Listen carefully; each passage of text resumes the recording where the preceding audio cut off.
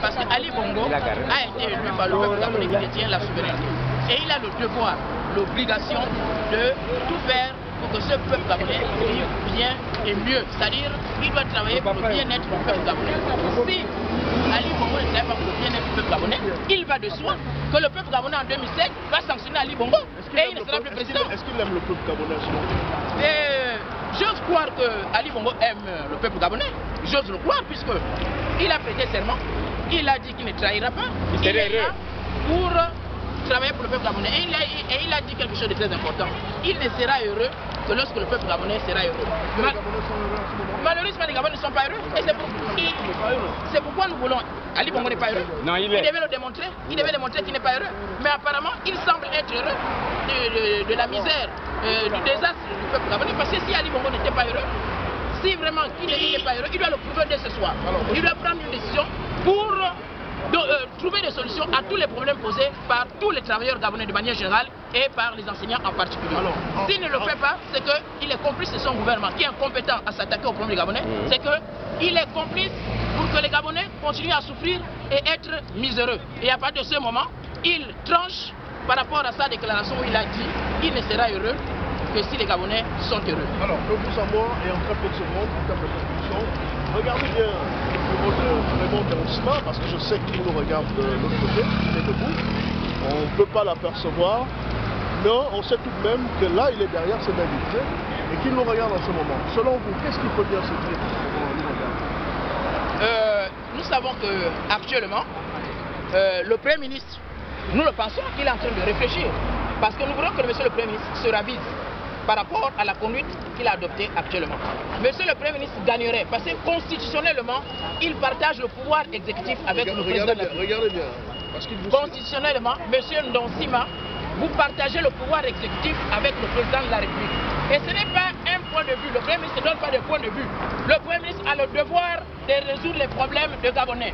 Donc, venez nous dire, comme vous l'avez dit hier, que je suis venu vous donner mon point de vue. Partir, je suis venu vous donner mon message, c'est mon point de vue. Il n'est pas question de point de vue. Nous ne sommes pas ici dans une chambre ou bien dans une maison.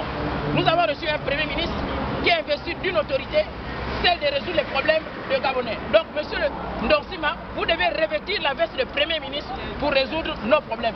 Le Premier ministre ne donne pas de point de vue. Le Premier ministre a le devoir de résoudre les problèmes des Gabonais. S'il ne peut plus résoudre les problèmes des Gabonais, alors qu'il rende son tablier. Bien sûr. Et je vais aussi terminer. En ce qui concerne la mensualisation de la PIF, parce que c'est très important. Si nous demandons la mensualisation de la PIF, c'est parce que il y a souvent beaucoup de cas d'omission. Et le décret relatif dispose bien en son article 3 que la PIF doit être mensualisée. Et c'est pour éviter les hérésies de la sorte. Parce qu'en 2009, lorsqu'on a payé la PIF, vous voyez bien ici, Bongo Ondimba Edith Lucie qui n'a jamais été enseignante. Donc c'est pour éviter. Et il y a beaucoup de cas comme ça. Bongo qui est mort. Bongo Ondimba Edith Lucie qui n'a jamais été enseignante et qui a bénéficié de la PIF en 2009. Donc, à titre posthume, hein. Donc c'est pour éviter de telles erreurs. Et nous ne voulons plus que les parents de Mondunga bénéficient de la PIF alors qu'ils ne sont pas des ayants droit. On a des chantiers de la PIF qui bénéficient de la PIF alors qu'ils n'ont jamais en France. Mais c'est dommage, vous comprenez ici, que le Gabon n'est pas réellement un état de droit. Le Gabon est une république bananière. Je suis désolé. Et nous voudrons également terminer. Les vacations sont un droit. Parce que les vacations sont régies par l'ancien décret 904. Même si nous avons élaboré un nouveau décret conjoint avec le gouvernement en 2010, décret que le gouvernement tarde à adopter en conseil des ministres parce que nous avons élaboré ce décret pour revaloriser les taux de vacations aux examens. Malheureusement, les taux de vacations des enseignants sont passés du double au simple.